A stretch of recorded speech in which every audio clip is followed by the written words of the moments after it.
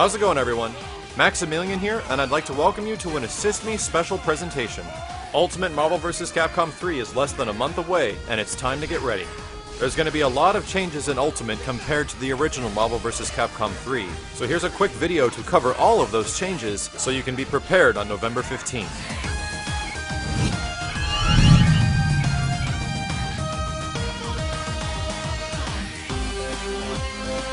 The first and most notable difference in Ultimate Marvel vs. Capcom 3 is that X Factor can now be activated in the air.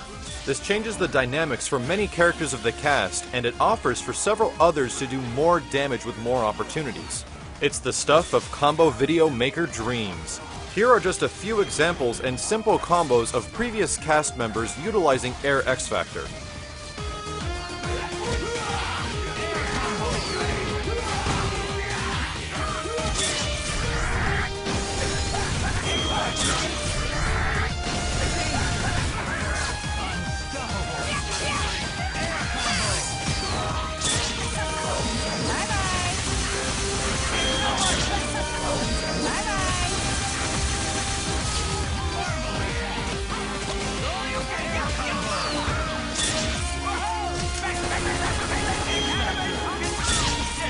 But with this new ability comes several adjustments that'll be taking place to balance out X Factor.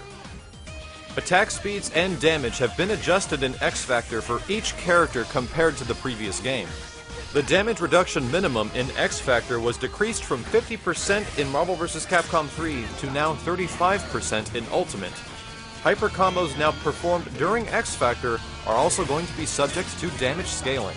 Here's a few combos you might have seen in the original Marvel vs. Capcom 3, put together with the new X Factor against Wesker, who has nearly or around 900,000 health.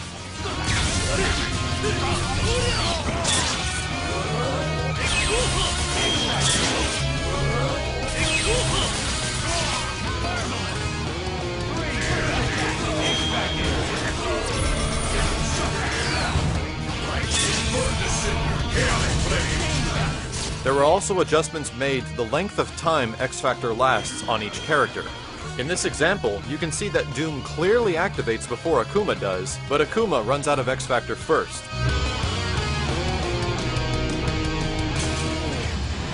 Team aerial combos also went through some heavy revisions.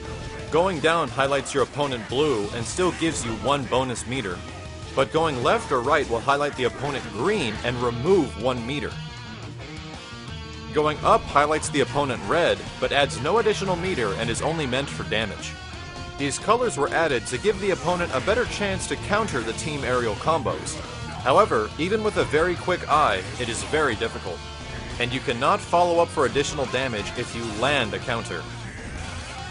The next change is a small one, but will help quite a few players.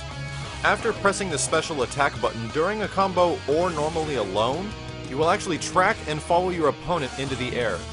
This is a little different from previous games, as after you pressed special, you would press up to super jump and it would super jump automatically. But if you're not happy with this change, you can actually disable it in the options.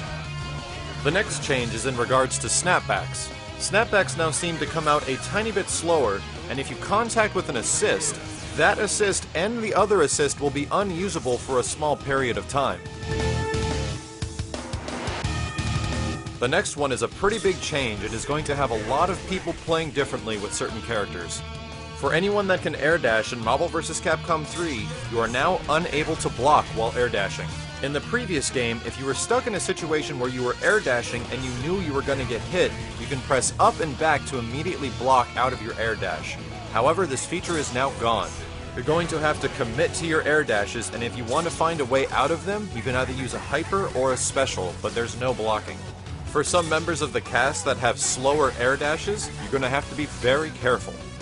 Gaining meter also took a pretty small hit in the changes department. Compared to Marvel vs. Capcom 3, you now gain 10% less meter than before. Here are just some combo examples for you to see the meter gain changes.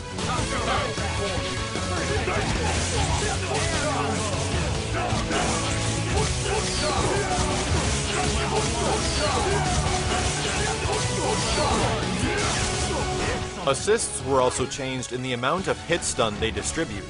In Marvel 3, assists caused a stable amount of hit stun and did not actually change depending on how long the combo is. However, in Ultimate, assists will also be subject to hit stun deterioration while doing combos. This will mean that certain assists will not juggle opponents the way you remember. Here's a few examples of Wolverine and Akuma best friend forever combos that now work much differently.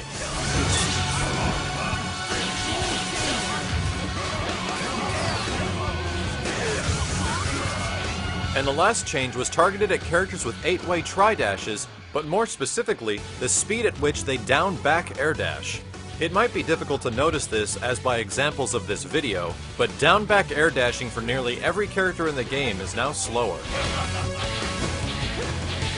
And that'll just about do it for all the primary system changes you'll need to be prepared for when Ultimate Marvel vs. Capcom 3 comes out. Of course, there's plenty more information to be revealed about the previous cast characters, and a ton of new information to be discussed about the new characters. I encourage you to subscribe down below, or check out the latest episode of Assist Me, which features Doctor Strange or Nemesis. You can also find a link for the previous episodes of Ultimate Marvel vs. Capcom 3 Assist Me, as we cover characters and tactics for the new game. But I'd like to know what you think of these changes. Please leave a comment below with your opinion on Ultimate Marvel vs. Capcom 3. Thanks very much for watching, this has been Maximilian, and I'll see you guys next time.